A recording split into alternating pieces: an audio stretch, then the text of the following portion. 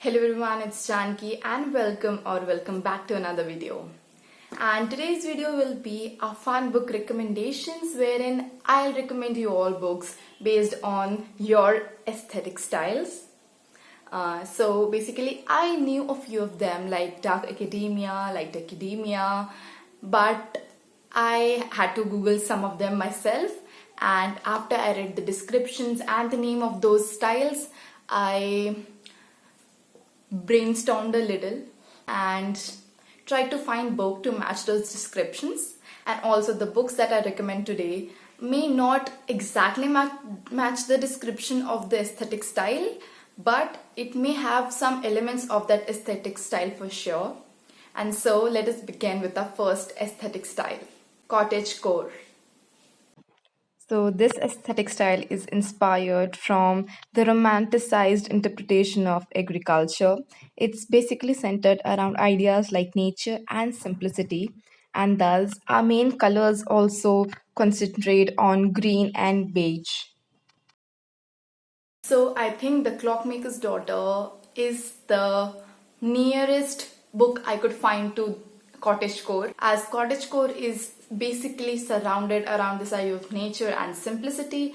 I thought this is the best book for it. So as I told earlier, it doesn't exactly match the description of cottagecore, but it nonetheless has many elements of nature in it. It has a description of a manor house and has a lot of nature elements in it. So just to give you a glimpse of what this book is about, it's around this mystery and disappearance that occurred in this manor house in 1862. And then we have a multi-timeline story wherein we follow the people who have lived in that house thereafter and how this mystery is solved and various connections are brought up together, and it's a really fun story with a lot of elements of nature in it. So cottagecore. So the next aesthetic style we have with us is dark academia, as many of you must already know about it. So dark academia style revolves around classic literature with focus on history, self-discovery, and many times not, most of the times, this aesthetic is mysterious and darker than the rest of the academic styles. As everyone must know that the first book that comes to mind when talking about dark academia is The Secret History by Donna Tartt and books, the classics like that. But I have something new for you all because I think it should be put into dark academia. It's actually a fantasy, and it is The Gilded Wolves by Roshni Chokshi. So Gilded Wolves is a combination of treasure hunting, a lot of intellect, a lot of history of Paris, a lot of history of Christianity, and it all comes together into this fantastic fantasy story, and it does have many sinister things going on, so I think it better fits into the category of dark academia. The next aesthetic style we have with us is ethereal. As the name suggests, ethereal by definition refers to something really delicate and light in a way that seems not belonging to this world. And so, this aesthetic is highly inspired by emotions of delicateness and out of the world. For this style, I have The Great Alone by Kristen Hanna for you all. So, the ethereal element in this book is the setting itself.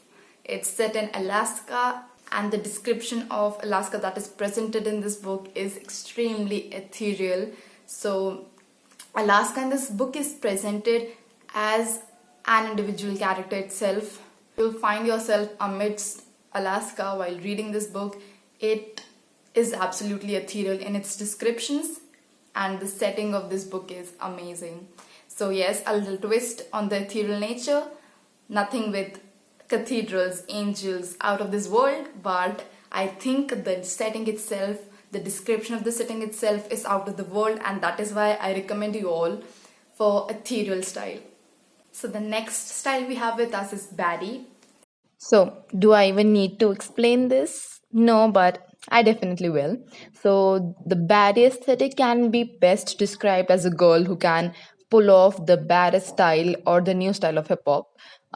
And this style primarily seems to be associated with Instagram beauty gurus. The book I have to recommend for this is House of Earth and Blood. I know people who are watching this and who have read this may think how bizarre the connection is, but I think the character in this book, that is our main character Bryce Quinlan, she is a perfect example of Baddie. She rocks every style. She is badass, and I think her character is a perfect reflection of our aesthetic style, that is Baddie. So yes, I have this for you. This is a fantasy story wherein we have a number of paranormal creatures, everything, werewolves, fairies, selkies, and whatnot. And we have our main character who, after 2 years of her friend's death, is there to investigate this murder streak that's happening around Crescent City, wherein the people getting murdered show similar resemblance to the murder of her friend, and that is why she's appointed to investigate this murder streak along with one of the fallen angels. It's just a fun long book. Our last style for today is Art Ho. So, Art Ho. This style is heavily based on one's love for art and their connection to nature.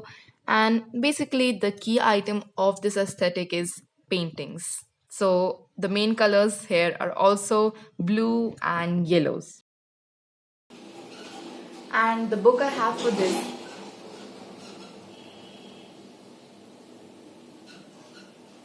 Okay, and the book I have for Art Ho for you all is Felix Ever After by Casey Calendar. So, this is also a very distant connection that I made, but since this revolves around art, and in Felix Ever After we have a lot of mention about art, our main characters and the side characters as well, they all go to art school. There is a lot of talk about art, and I thought this is the best book that suits it that I have read. So this book is actually a contemporary LGBTQ fiction, a very sweet story, a very thought-provoking story, and of course mention of art also. So yes, we have Felix Ever After by Casey Calendar for Art Ho.